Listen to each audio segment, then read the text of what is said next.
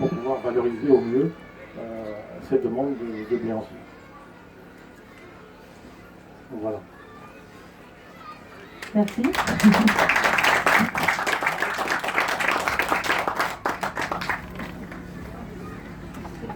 Deux choses. Les outils pour semer sans labourer. Avant de chercher l'outil, il est bon de savoir pourquoi on a labouré.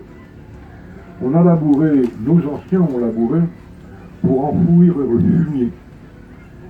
Car à cette époque, on n'avait peut-être pas d'autres moyens, ou on n'avait pas d'autres compétences, ou d'autres compréhensions, qu'un apport de fumier qui était nécessaire à enfouir.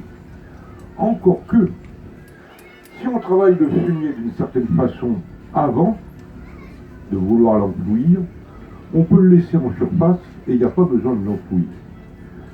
Et avec le développement mécanique, on a enfoui beaucoup plus profond que ce que faisaient nos anciens. Donc en réalité, si on fait toute la boucle, c'est évident que nos anciens, donc 3-4 générations avant, ne faisaient que gratter la terre. J'ai une partie de mon activité en maraîchage de traction animale, je gratouille la terre par rapport au maraîchage conventionnel qui va en profondeur. Donc, si on est en balbutiement mécanique, l'agriculture, la paysannerie a toujours trouvé les réponses au semis direct, on les trouvera, pas de souci. Variétés anciennes. Pourquoi des variétés anciennes? Je les digère mieux. Qu'est-ce que je digère mieux? Le gluten. J'ai rien contre le gluten. Le gluten en variété ancienne, je le digère. Le gluten en variété actuelle, je le digère déjà moins bien. Et ce qu'il faut que vous sachiez, c'est que le gluten actuel, dans les variétés actuelles, il est insuffisant pour certaines personnes. Et donc on a inventé un macro-gluten, qui va bientôt venir en Europe. Les Canadiens, les Américains l'ont mis au point. Et ce macro-gluten, je ne vous le souhaite pas. Donc si vous voulez manger du blé à macro-gluten, c'est votre choix. Mais sachez que le gluten des variétés anciennes, vous pouvez le manger, à moins que vous ayez vraiment une allergie. Mais en intolérance, ne dites pas je suis intolérant au gluten. Cherchez à préciser à quel gluten. Qui plus est, il n'y a pas que dans le blé qu'il y a du gluten. Quand les gens me disent « Ah mais moi je mange du riz », oui d'accord, ça s'appelle pas le gluten, mais ça revient au même, il y a du gluten. Il porte un autre nom. « Ah mais moi je mange pas de blé, je mange du seigle ». Oui, il porte un autre nom, mais ça revient au même, c'est une forme de gluten. Toutes les céréales ont du gluten. Si elles n'avaient pas de gluten, on ne pourrait pas faire avec ces beaux pains industriels. Et c'est bien pour ça que les Américains et les Canadiens ont sorti le macro-gluten qui va permettre encore de faire de plus beaux pains à riz avec moins de céréales. Donc c'est un choix de consommateur. Si vous voulez manger du macro-gluten, mangez du macro-gluten. Mais ne venez pas vous plaindre que vous avez une allergie ou une intolérance.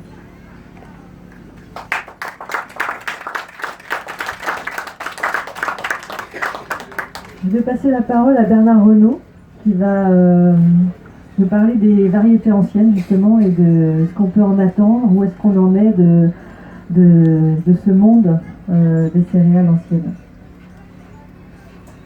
Merci beaucoup. Bonjour à chacun de vous.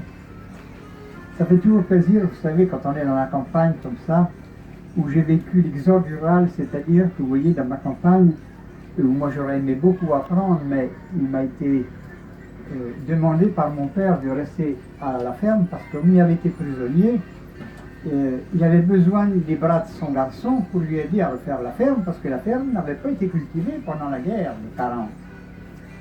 Donc je suis resté sur la ferme et j'ai beaucoup apprécié, je n'ai pas apprécié du tout d'abord de revenir puisque j'aurais voulu apprendre, mais il m'a quand même mis dans une école d'agriculture à Châtillon-sur-Seine, à la Barotte, où là, j'ai été formé pour faire un exploitant agricole, quelqu'un qui travaillait avec les engrais, comme c'était dit tout à l'heure, c'est-à-dire les engrais l'ammonitrate, je vais parler tout à l'heure.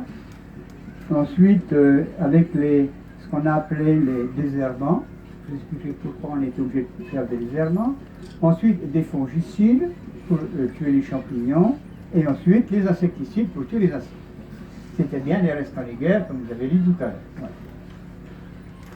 Je dois vous dire que mon père, qui avait beaucoup d'ouverture, j'ai eu beaucoup de chance avec lui parce qu'il m'a laissé tout faire ce que l'école d'agriculture m'avait appris. Et j'ai vécu l'époque quand même où on avait faim pendant la guerre de 40. Et j'ai vu combien on n'a pas faim sur une ferme. Quand on travaille la terre, on n'a pas faim, il ne faut pas exagérer. Mais rien qu'un un village beaucoup plus gros que le nôtre, où il y a, je sais pas, 500, 600, il y a 2000 habitants maintenant, il y a 500, 600, j'ai vu les gens venir en vélo, mais chercher les pommes de terre que maman qu'on avait arrachées à Noël, parce que l'année de la libération, on les arrachait à Noël, parce qu'il s'est mis à pleuvoir au moment de la libération, on les arrachait à Noël. Eh bien, il n'est pas resté un kilo de pommes de terre, c'était peine de terre, mais les gens ont sont venus chercher les patates sur leur porte-bagages. Donc, on a vu des gens qui avaient faim. Et quand on a commencé à mettre les engrais et tout ça, que mon père qui avait des blés anciens, parce que j'ai vu mon père avec ses blés anciens, qui avait des couleurs, je trouve un peu pâles, quand j'ai mis l'ammonitrate, moi, que j'ai semé à la main, je me suis appris à semer à la main l'ammonitrate, parce que je ne savais pas semer. C'était le père qui semait à la main. Moi, j'ai appris à semer l'ammonitrate avec ma main. C'est pas tellement beau parce qu'on voyait toutes les traces d'ammonitrate. Mais alors, où il y avait de l'ammonitrate, les blés étaient derrière poireaux, alors que mon père avait des blés plutôt pas à côté. Et bien, je ne vous dis pas que mon père était content de me voir faire ça. Pendant 2-3 ans, on avait des blés quand même magnifiques. Et puis, vous savez, les blés anciens ne supportent pas du tout les nitrates, parce que ce sont les explosifs. Et pourquoi je confirme ce que vous avez dit, c'est pendant la guerre de 14, où il y a eu le plus de morts dans la guerre de tranchées, quand l'armistice a été signé, la végétation y est devenue magnifique. Et c'est là qu'on s'est dit qu'est-ce qu'on va faire de nos réserves européennes. On va les mettre au service de l'agriculture, puisque ça fait pousser l'herbe. Donc l'herbe qu'on voit ici, l'herbe, c'est une graminée, le blé est une graminée. Donc on va mettre ça au service de l'agriculture. Et moi, quand je l'ai utilisé, je me suis régalé. Sincèrement, mais j'ai foutu par terre les blés de mon père, parce que comme ça ne supporte pas les nitrates, ils ont versé, ça veut dire complètement par terre, irrécoltable avec la moissonneuse lieuse, parce qu'on n'avait pas la moissonneuse batteuse à l'époque. Donc on les a tout de suite abandonnés, mais ça avait déjà été préparé, parce que ça, je vous parle de 40. Alors que les nitrates, ils avaient été proposés à l'agriculture après la guerre de 14. C'est pourquoi Steiner il avait parlé de la biodynamie à l'époque, parce que Steiner il avait senti que l'agriculture allait faire un tournant avec ses engrais et avec tous ces... Il sentait ça parce qu'il avait le ressenti vraiment paysan Steiner. Et c'est pourquoi il avait proposé une agriculture. Mais on n'était pas prêt. Et c'était tellement facile de mettre ces nitrates. Alors, c'était déjà préparé parce que qu'est-ce qu'on a semé? Villemorin 27, ça veut dire qu'il est sorti par Villemorin en 1927. Donc, c'était déjà préparé de mettre l'ammonitrate. Vous comprenez ça? Et là, je dois vous dire comme on avait les blés raccourcis, quel est le plus gros concurrent du blé? C'est une autre graminée qu'on appelle le vulpin. On a fait pousser le vulpin, j'ai fait pousser le vulpin, c'est moi qui l'ai fait pousser avec l'ammonitrate. Il a dépassé les blés, et comme il mûrit avant le blé, on avait des champs de vulpin, et la première année, bon, on avait du vulpin dans le blé, ça pas. Mais 2-3 ans, enfin, au bout de quelques années, si vous voulez, on n'avait plus de blé. On a râlé, mais pas de problème, vous mettez 150 grammes d'isoproturant à l'hectare, c'est quoi ça? C'est de la poudre. Non. Mais comment on va faire? Ben avec votre vermorel, comme ça, vous dites, c'est juste en tas, dites. Il vient se faire la pagaille qui là. Je fais ça avec mon vermorel, je détruis le vulpin et le blé n'a pas de mal. Une véritable révolution, ça. Alors on continue, on remet encore un petit coup d'ammonitrate parce que si mon père faisait 20 quintaux hectares, moi j'avais obtenu sur ma petite surface 40 quintaux, j'avais doublé. Attention, au bout de 5-6 ans, j'avais complètement doublé. Alors, on en remet une couche, pourquoi? Puisque ça va. Puis là, vous voyez, quand on travaille sur des éléments fertilisants, azote, acide phosphorique, potasse, on a oublié qu'il y avait des petites choses qu'on ne voit pas, mais qui sont discrètes dans la terre, c'est les oligo-éléments. Et je me souviens, on avait un vétérinaire, je discutais beaucoup avec lui, qui est sorti major de promotion, Je lui avais dit, écoutez, on travaille sur l'azote à 6 fois du potasse, c'est les oligo-éléments. Oh, qui me dit, mais il y a une réserve dans la terre, vous risquez rien avec ça. Mais je dois vous dire, au bout de 10 ans qu'on était, ben non, on commençait à avoir des problèmes. Et qu'est-ce qui se passe quand il y a des problèmes de déséquilibre? Eh bien, c'est là que sont arrivées les maladies. C'est-à-dire, les maladies, c'est quoi? Les champignons. Et on avait une telle poussée végétative au niveau du sol que quand il pleuvait, l'humidité était permanente. Et quand il pleut, où qu'on va, bon, vos champignons, par contre, en ce moment, vous n'allez pas aller aux champignons, ils ne poussent pas, il faut qu'il pleuve. Mais le champignon est né parce qu'il y avait une humidité permanente et il y avait un déséquilibre avec les minéraux au niveau du sol. Je peux vous dire ça. Alors le champignon, lui, il restait pas au pied, et lui, il a grimpé la tige, et puis il est arrivé. Alors on a râlé, mais écoutez, vous voyez, maintenant nos blés sont malades. Ah, mais attendez, on a les fongicides. Donc c'est encore un liquide quand même. On détruit les champignons du blé. Puis c'est pas fini, non. Comme on n'avait pas compris, eh bien, la nature, parce que c'est la nature qui parle. Moi, je vous parle au nom de la nature, parce que j'ai observé tout ça. C'est la nature qui fait vous dire ça. Hein, c'est par mon expérience. Hein. Mais alors, un animal qui est là, qui vient déséquilibrer, parce que notre vie n'a plus rien à foutre dans le circuit du vie. Puisqu'il était déséquilibré, vous savez que la majorité de nos maladies, c'est quoi? C'est un déséquilibre alimentaire. On vous met des compléments alimentaires, vous savez, on vous donne des compléments alimentaires. Ben c'est ça, il fallait qu'on apporte les compléments alimentaires parce qu'on travaillait sur l'azote, l'acide phosphorique, potasse, sans les oligo-éléments. Et l'insecte qui vient, le puceron, et puis là, on rage, mais on a l'insecticide. Si bien que les nitrates, automatiquement, nous ont emmené l'agriculture, et on y est encore aujourd'hui, avec le désherbant, le fongicide, l'insecticide. Si au départ, on se contentait de 20 ou 30 unités d'azote, quand j'ai terminé, j'ai fait ça pendant 30 ans, à 30 ans après le début, quand j'ai eu 55 ans, je mettais 220 unités, je mettais au départ 20 unités d'azote à l'hectare sur les blés. J'ai terminé, enfin, on a terminé avec ma femme, c'est une ferme familiale sur 125 hectares. Les 10 dernières années, on faisait 72 quintaux et demi de moyenne sur 10 années de moyenne, hein, 72 quintaux et demi à l'hectare, parce que mon père s'est vu par 50 à 20 quintaux. Bon. Mais on sentait qu'on plafonnait. Et puis à 55 ans, je dois vous dire, on a un petit souci quand même, c'est de remettre la ferme. Et là, j'avais un ami, si vous voulez, qui travaille dans le service des eaux. Il me dit, tu sais Bernard, ton système, il y a quelque chose qui ne va pas. Je suis tenu au secret, je te le dis, c'est un ami. Hein. Je suis tenu au secret, je peux en parler maintenant parce qu'il est en retraite. Je suis tenu au secret, quand j'analyse l'eau, tu sais qu'on était à 25 mg litres pour de l'eau consommable. Maintenant, on a monté à 50 parce qu'il n'y a plus d'eau à 25 mg. Donc, on est à 50. Et puis il me dit, ça c'est une chose, mais ça commence à trouver les pesticides.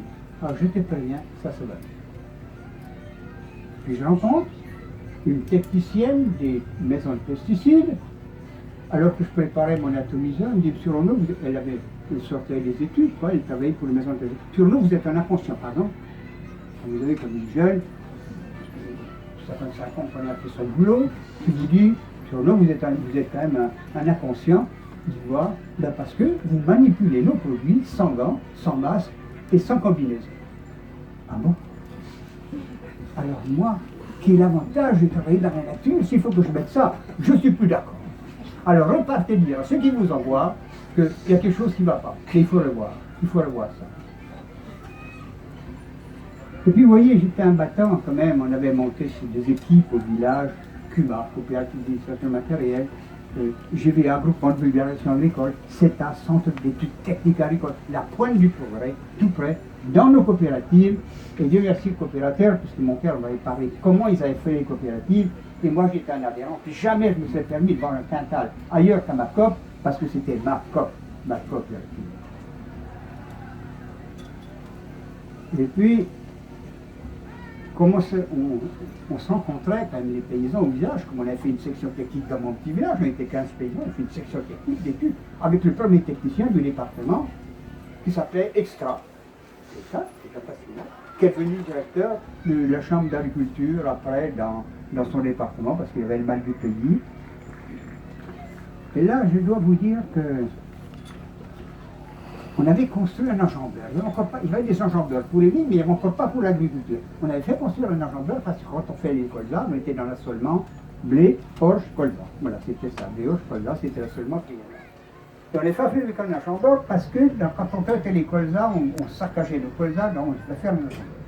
Et comme on avait des réserves d'eau, moi je travaillais avec des engrais liquides.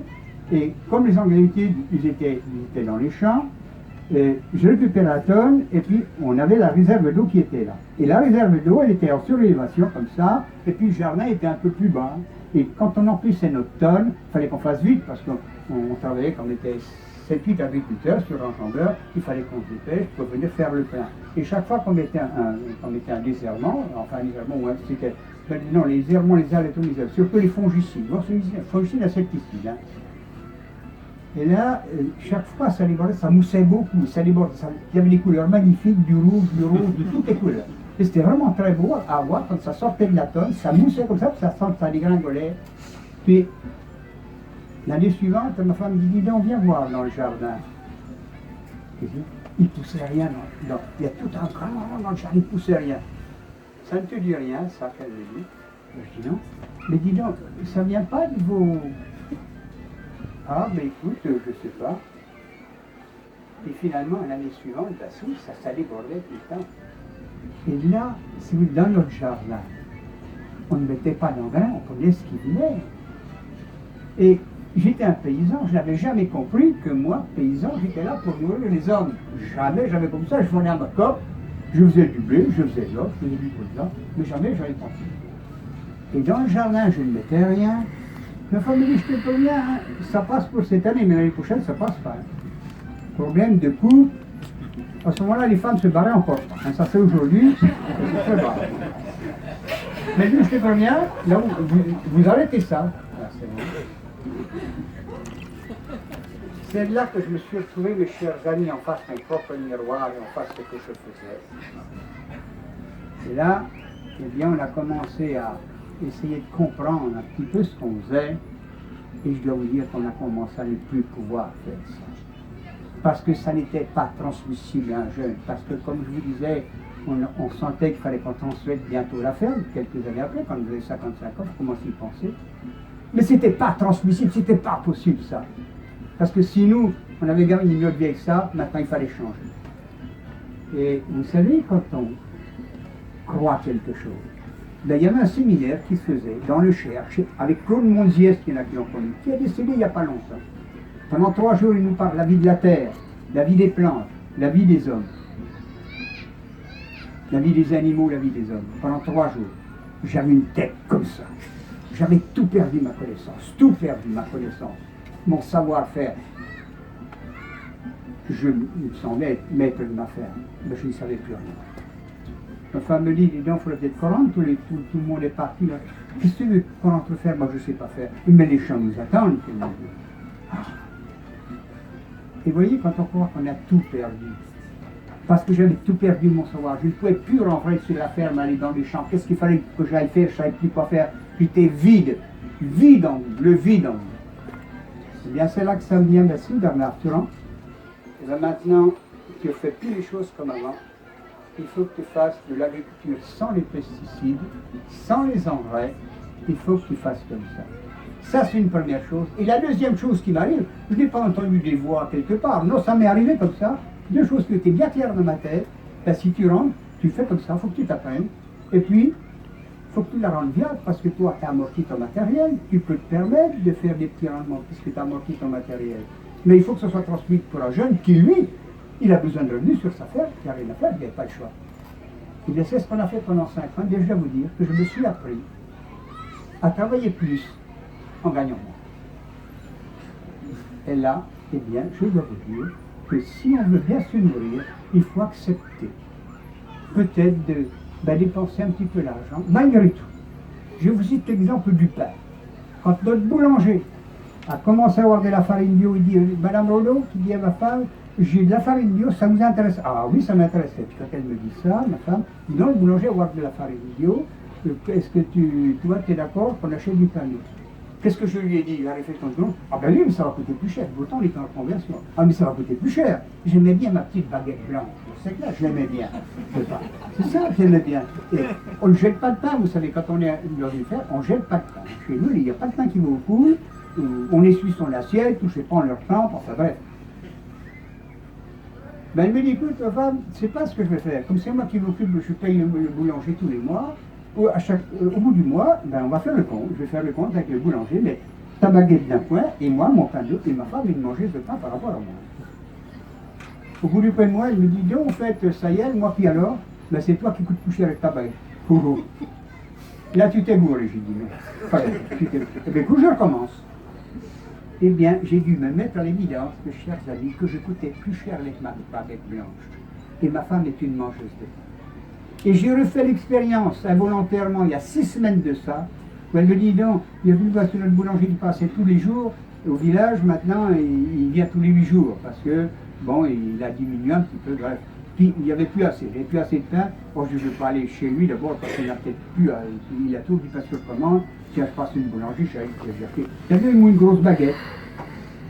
Et bien quand je me suis mis à déjeuner, je bois de la tisane le matin, puis je prends pas.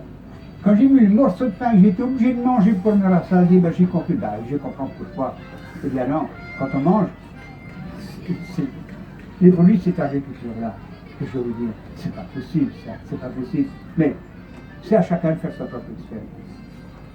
Et là, vous voyez, je suis obligé de vous dire que l'agriculture de demain, si j'étais un exploitant agricole, j'ai découvert, vous savez quoi, l'agriculture.